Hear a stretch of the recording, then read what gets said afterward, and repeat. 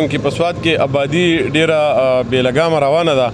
او سپلیننګ نشته. ټرانسفارمر هغه پخواني ټرانسفارمر دي، د دې وجې نه هر ګرمي چې راځي هغې باندې لوډ سیوا کېږي او ټرانسفارمر یې سوځي.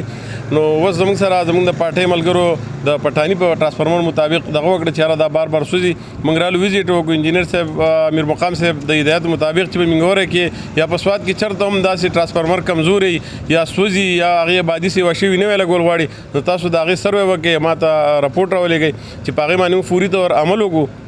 مخکې تاسو کتلی چې انجینر صاحب کله وزیر د وابډه نو هغه د سواد کې ډېر زیات خدمات و، اوس هم چې هغه مشیر دی د وزیر اعظم نو هغه غواړي چې یاره زه په سواد کې څه خدمت وکړم، د دې خلکو ستونزې هوارې کړم. موږ رالو دا ټرانسفارمر وکړو، انشاءالله په دې به په ورځ دوه کې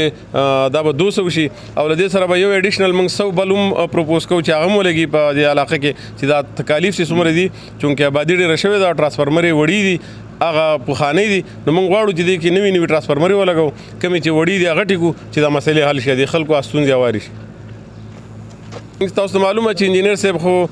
بغیر منډیټ نه بغیر لالچ نه کارونه کوي، نو موږ په دغه کار باندې یقین ساتو. موږ له څوک ووټ راکوي او که نه راکوي، زموږ حکومت کوي او که نه، خو موږ به انشاءالله د قوم سره شانه به شانه ولاړو، دوی په تکلیفونو کې به ولاړو، له دوی هغه ستونزې به وارو. دغه شان چې که په وابډا کې لاس رسي، که په ګیس کې رسي، که په هر څه کې رسي او عوام موږ سره په څه کې هم رابطه کوي، نو موږ به انشاءالله د هغو هغه مشکلاتو کې